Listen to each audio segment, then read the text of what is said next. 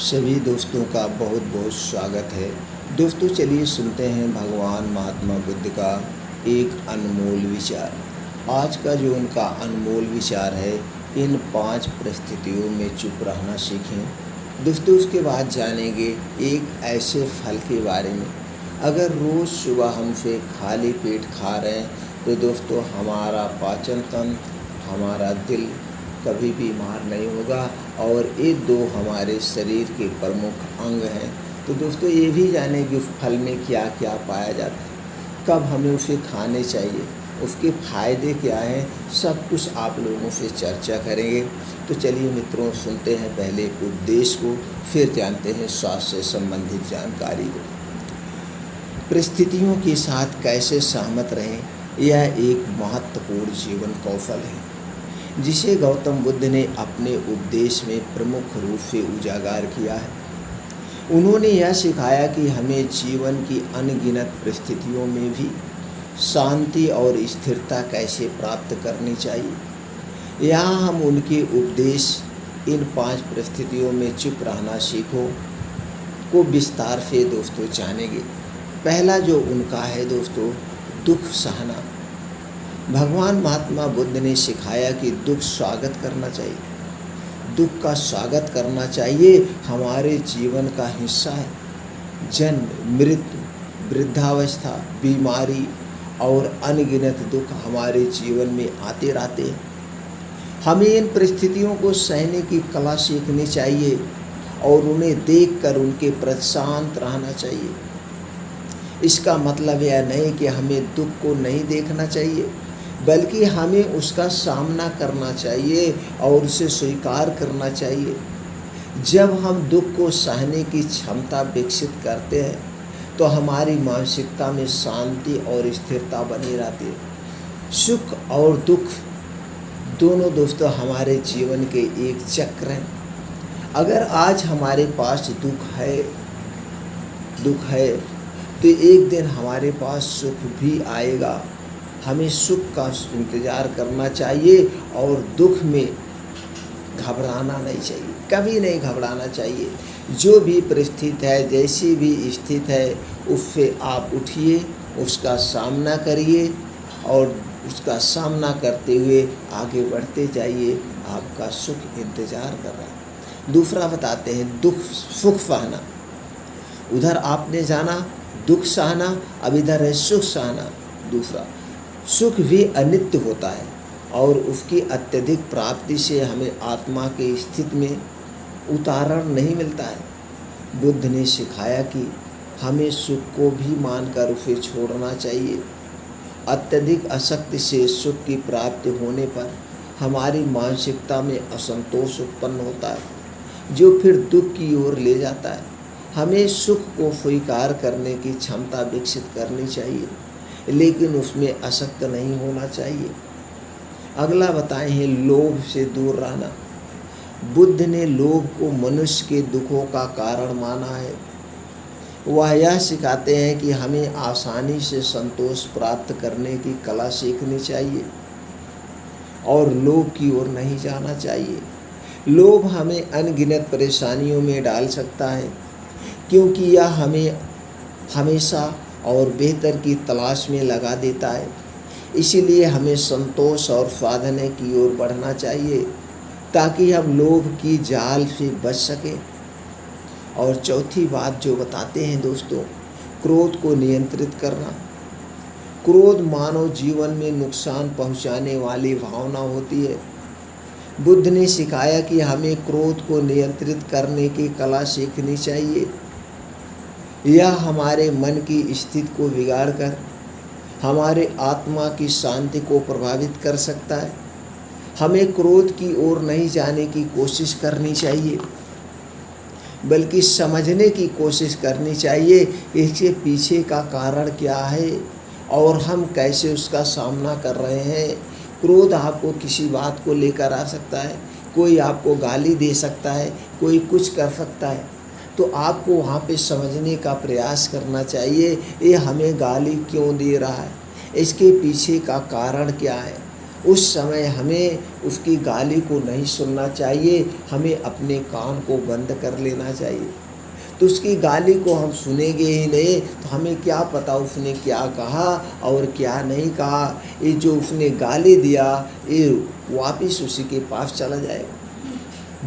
ये हमारा ब्रह्मांड क्या कहता है कि जो कुछ भी किसी ने आपको दिया है, अगर उसे आप स्वीकार नहीं करते हैं तो वह उसी के पास वापिस हो जाता है। तो अगला आदमी ने गाली दिया, किस बात पे दिया, कैसे सोचा, उसकी सोच पर डिपेंड करता है। तो हमें ये नहीं सोचना चाहिए कि हम उसकी सोच के बारे में सोच के चिंता में अपने आप को परेशान करें। हमें सिर्फ इतना ध्यान देना चाहिए हम गलत नहीं हैं, हम गलत नहीं करे हैं और ना तो हम गलत करेंगे दूसरे के साथ। अगर हम नहीं गलत हैं, हम नहीं गलत करेंगे दूसरे के साथ, तो अगला आदमी क्या कर रहा है क्या नहीं कर रहा है उससे हमसे कोई मतलब नहीं होना चाहिए। तो हमारे पास क्रोध नाम की चीज़ नहीं है।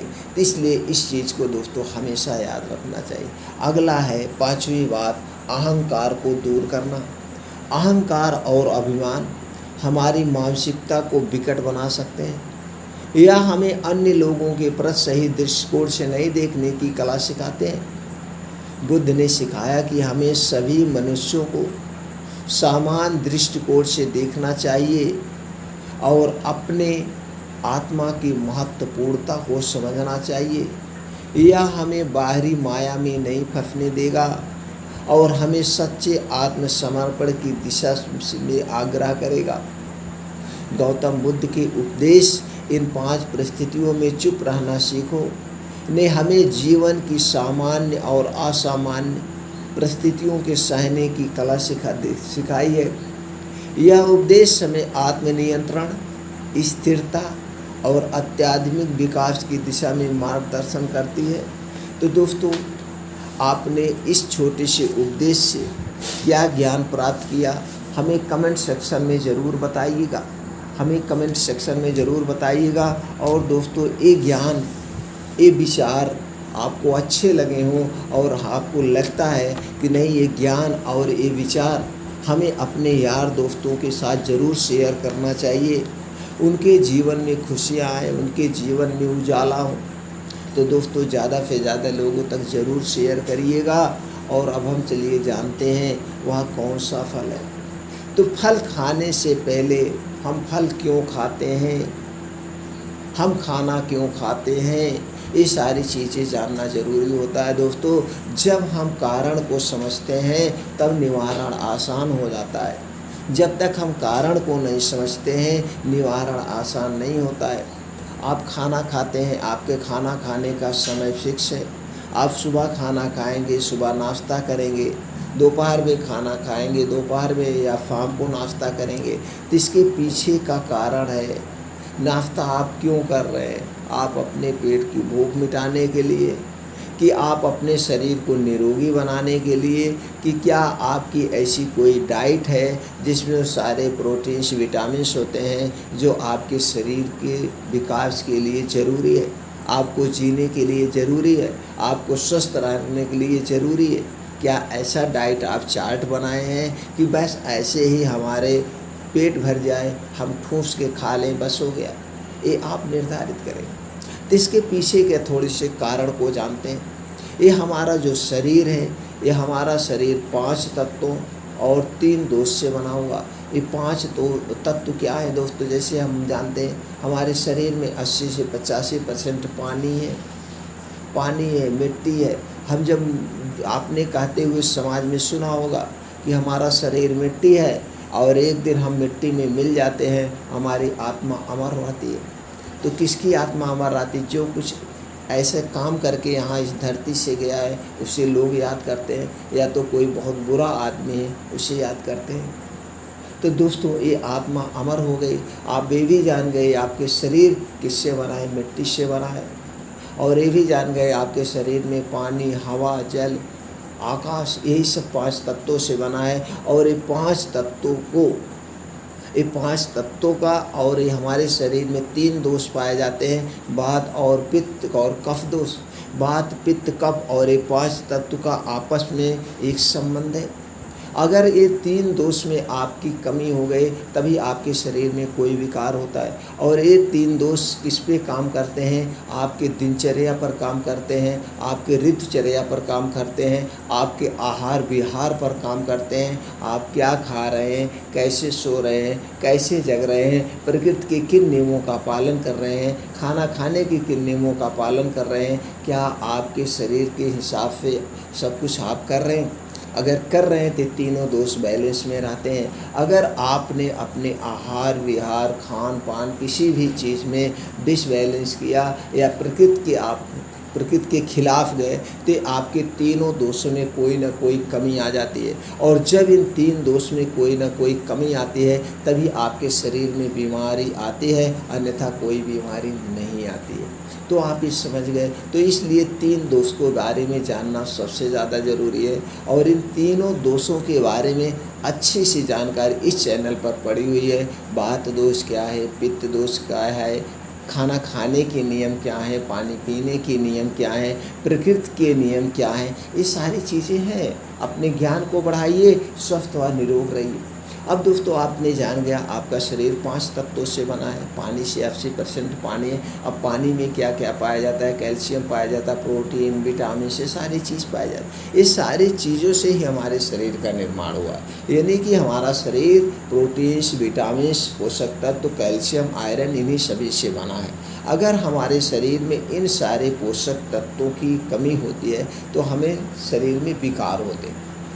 अब इसमें से कोई भी कमी हो गई, कोई भी प्रोटीन की, मान लीजिए आपके शरीर में विटामिन ए की कमी हो गई। अगर आपके शरीर में विटामिन ए की कमी हो गई तो आपको जो है रोग प्रतिरोधक क्षमता वीक हो जाएगी और बहुत सारे इसके काम है। आँखों की प्रॉब्लम होगी, आपको रतौंधी होने लगेगा। तो आप क्या करते हैं? तो आप विटामिन ए का कैप्सूल लेते हैं या विटामिन ए जिसमें ज़्यादा मात्रा में पाया जाता है वो चीज़ें आप खाते हैं, जिससे वो रोग दूर हो जाता है। और नहीं तो यही रोग आगे चल के गंभीर रूप ले लेता है।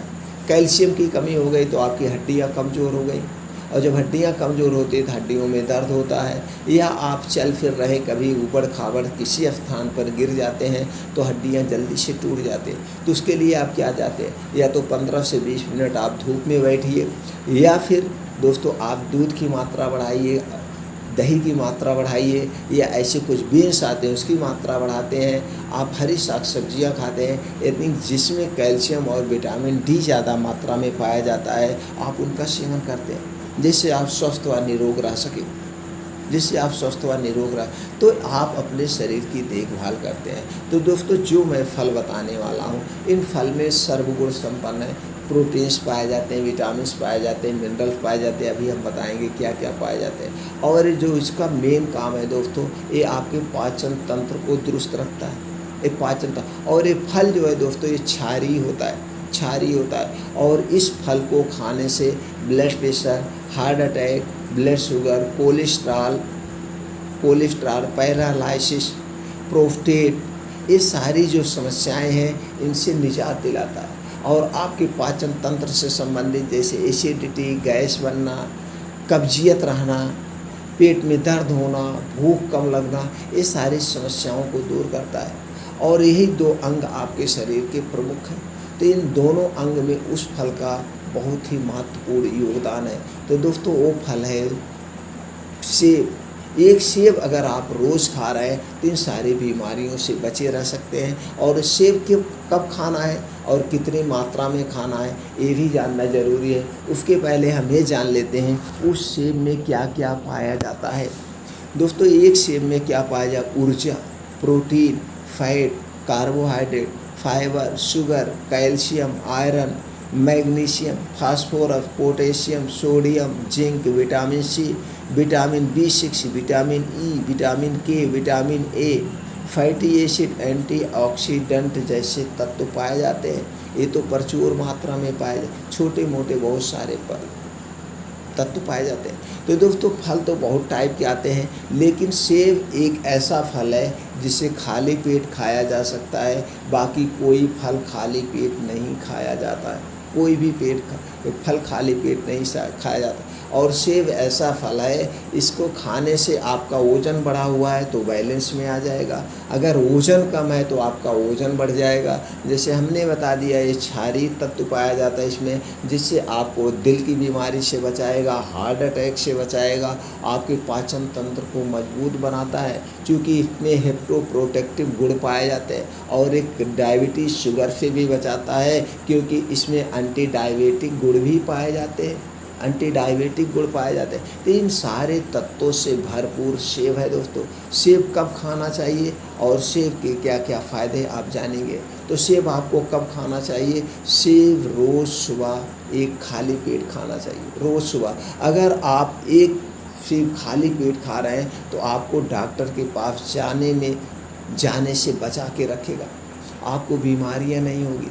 आपको बीमारियां क्यों होती है? जब आपके शरीर में पोषक तत्वों की कमी होती है। तो दोस्तों, ये सारे पोषक तत्व पाए जाते हैं, इसलिए हमें चाहेंगे कि सभी लोग एक सेब ज़रूर खाएं। दोस्तों, कितने भाई और दोस्त हैं, यार हैं, ये सब लोग क्या करते हैं? गुटखा खाते हैं। एक सिगरेट आप 10 रुपए का पी लेते हैं, एक चाय आप कैफ़े में जाकर 50 रुपए की पी लेते हैं, एक कोल्ड ड्रिंक्स आप 50 रुपए की पी लेते हैं।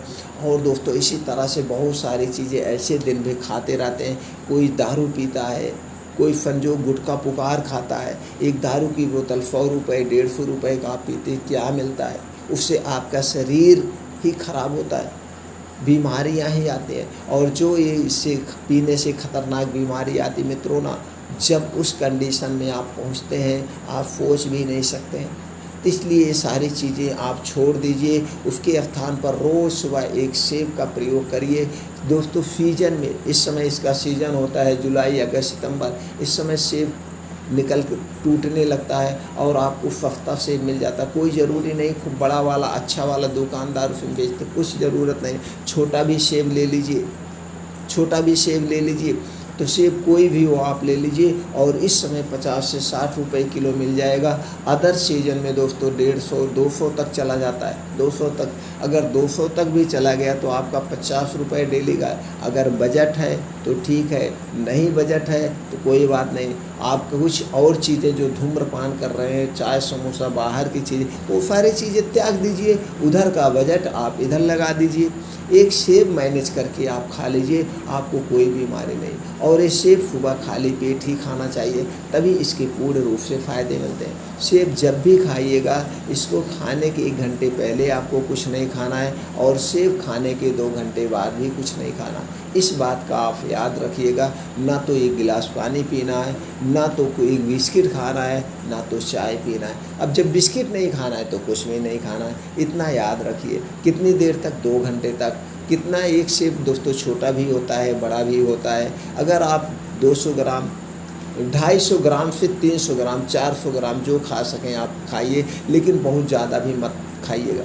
बहुत ज़्यादा आप खाएंगे तो इसमें फाइबर अधिक मात्रा में पाया जाता है, तो आपके पाचन तंत्र को, पेट को पचाने में दिक्कत हो सकती है, जैसे गैस बन सकती है, एसिडिटी बढ़ सकती है। जिस दिन से आप सेब खाना शुरू करेंगे दोस्तों, अगले दिन से देखिए आपके शरीर में बदलाव आना, आपका चेहरा लाल हो जाएगा, आपके चेहरे की दोस्तों सुंदरता बढ़ जाएगी, आपके शरीर की कायाकल्प हो जाएगी, आपका पाचन तंत्र स्ट्रांग हो जाएगा। अगर गैस कब्ज एसिडिटी बन रही वो भी दूर हो जाएगी, आपको दिल की बीमारी दूर कर देगा। हमने पहले बताया इसमें क्या पाया जाता है, क्षारीय तत्व होता है।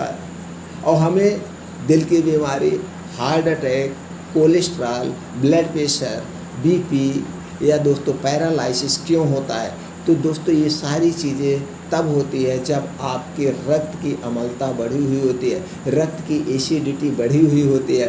तो ये रक्त की एसिडिटी, रक्त की अम्लता को कम करता है सेब, इसलिए सेब को ज़रूर खाना चाहिए। कुछ लोग कहते हैं शुगर में सेब खा सकते हैं। जी मित्रों, ये नेचुरली मीठा है, इसमें एंटी डायबिटिक गुण भी पाए जाते हैं, शुगर को भी कंट्रोल करता है, तो शुगर में भी खा सकते हैं। 250 ग्राम से 300 ग्राम सेब रोज़ खाइए, आपको बहुत सारी बीमारियों से बचा के रखेगा। कैंसर नहीं होगा, पेट से संबंधित कैंसर नहीं होगा, शरीर में कोई कैंसर नहीं होगा, आपके खून को साफ रखेगा। यानी मतलब हम जितने इसके गुणगान गाएँ उतने कम है। तो इससे कुल मिला जुला के हम सभी मित्रों से निवेदन करेंगे, भाई बहनों से निवेदन करेंगे, एक सेब जरूर खाइए, स्वस्थ व निरोग रहिए। आप देखिएगा 1 से 2 महीने में आपके शरीर की कायाकल्प हो जाएगी। तो दोस्तों फिर मिलते हैं ऐसी ही और स्वास्थ्यवर्धक जानकारी के साथ अगले वीडियो में।